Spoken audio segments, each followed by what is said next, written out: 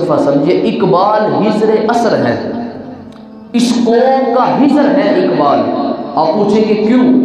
اس کی وجہ یہ ہے کہ مطالعہ قرآن سے مجھے جو ہجر کی تعریف معلوم ہوتی ہے وہ یہ ہے کہ ہجر علامت حیات ہے۔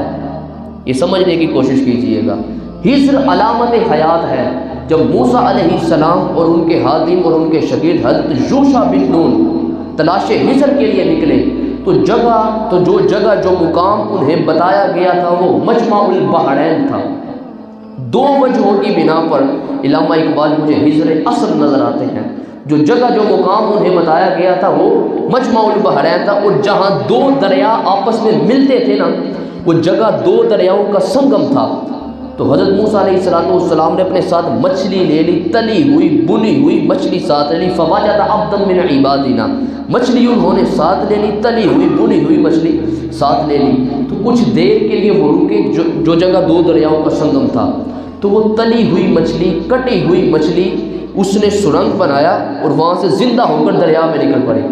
آگے پہنچ کر حضرت موسیٰ علیہ السلام نے کھانا طلب کیا تو حضرت یوشع بن نون کہنے لگے، حضرت وہ جہاں ہم رکے تھے نا، جو جگہ دو دریاؤں کا سنگم تھی، وہ مچھلی کٹی ہوئی تلی ہوئی وہاں سے اچھل کر نکل پڑی ہے۔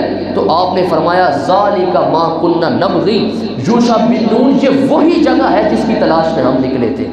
ہجر وہاں ہوگا جہاں موت حیات میں بدل جائے گی، جہاں موت حیات میں ہجر علامت حیات ہے۔ ہجر وہ تھے جنہوں نے اس آب و ہوا کو یہ سلیقہ اور تاثیر دے دی کہ موت کو حیات میں بدل دے۔ علامہ اقبال دو وجہوں کی بنا پر مجھے ہجر اصل نظر آتے ہیں۔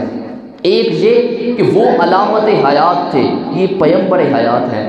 اقبال کا سارا کلام تپش حیات پر مبنی ہے، پیغام حیات پر مبنی ہے، حرکت حیات پر مبنی ہے اقبال کا سارا کلام۔ اقبال نے موت کو حیات کے ساتھ بدلنے اور مردہ قوم کو زندہ قوم میں بدلنے کے لیے پورا فکر دیا ہے۔ اور دوسری وجہ یہ کہ اقبال سنگم ہے۔ اقبال ذرا سمجھنے کی کوشش کیجئے گا، اقبال سنگم ہے دو دریاؤں کا۔ جہاں دو دریا آپس، آپ کسی اور کو پڑھ کر دیکھ لیں، آپ کو دو دریاؤں کا ایسا سنگم نظر نہیں آئے گا جو اقبال میں ہے۔ اقبال دو دریاؤں کا سنگم ہے، جو دو دریاؤں کا سنگم اقبال میں ہے وہ آپ کو اور کسی میں نظر نہیں آئے گا۔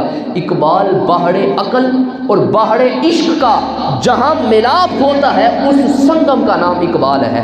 بحر علم اور بحر شوق کا جہاں ملاپ ہوتا ہے اس سنگم کا نام اقبال ہے۔